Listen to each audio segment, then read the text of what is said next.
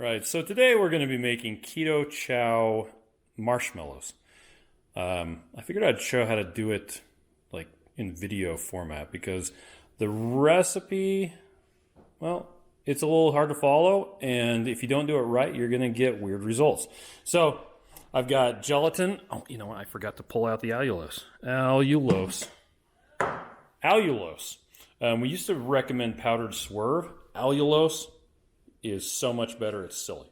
All right, so we're going to start off with a half cup of water, and then we're going to add 2 tablespoons of gelatin. In this case, I'm using, I think this is beef gelatin that Miriam got.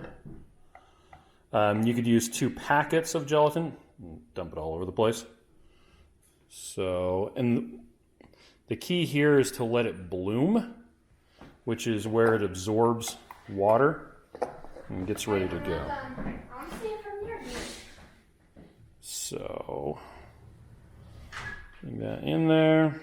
We're just going to let it absorb a bunch of water. If you don't do this, it's not going to work very well. Okay. While that's going, we're going to mix the allulose and some more water. Okay, so now we're going to do a half cup of allulose. Awesome camera work here. And 3/4 of a cup of water. Now you could, once again, use powdered swerve if you wanted to. Allulose, I like it because it behaves just like sugar, only it doesn't impact blood sugar. So I've got the 3/4 of a cup of water, and I'm going to add a scoop of, well, pretty much any flavor Keto Chow. In this case, I'm going to add root beer, which is what was in the original recipe. Mix that up. I'm going to heat this up till it gets nice and toasty hot.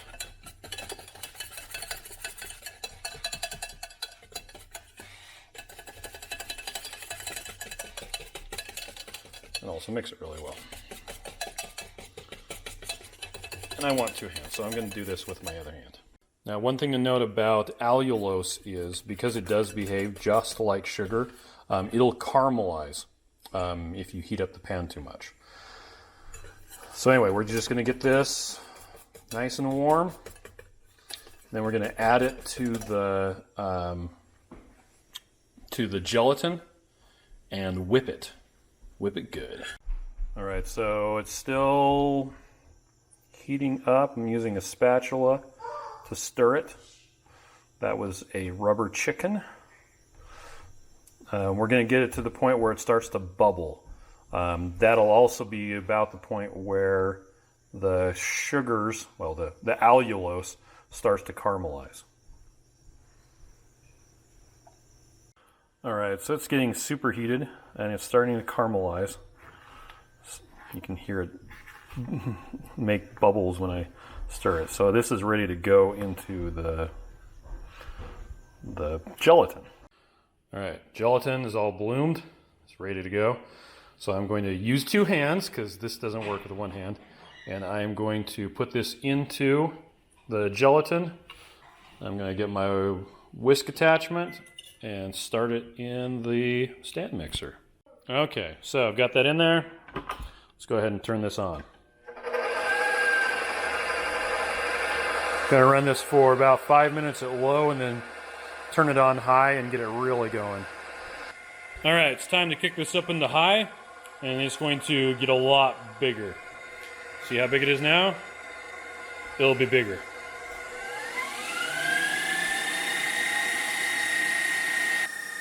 So you can do this without a stand mixer, but you will go crazy and probably not want to ever do it again because it does this for a long time.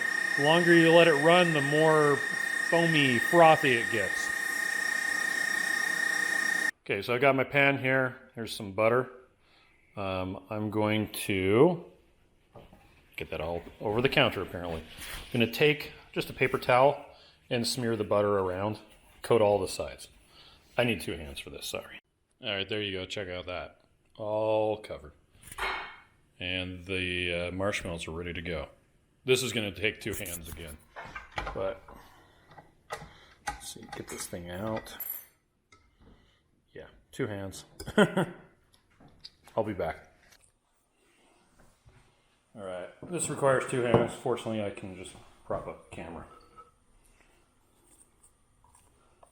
I'm going to use my handy dandy spatula.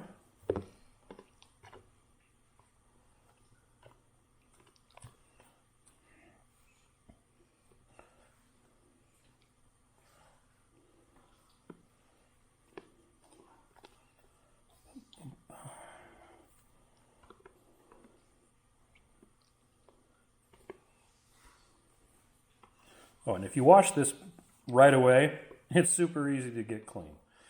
If you don't, you are going to have a hard time. Because it's protein, more protein, and allulose, unlike most keto sweeteners, is very, very sticky. And, well, quite frankly, so is the, whatchamacallit? Yes, the gelatin. Thank you, Max. Okay. This is what you want for marshmallows. Kind of flatten it out, I guess. It's never going to be like super flat, but it'll be close.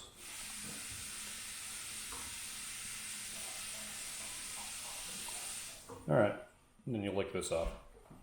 Now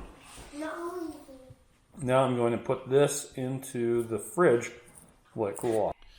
All right, so this has been sitting in the fridge for a while, and I'm just going to use a handy dandy butter knife because that works.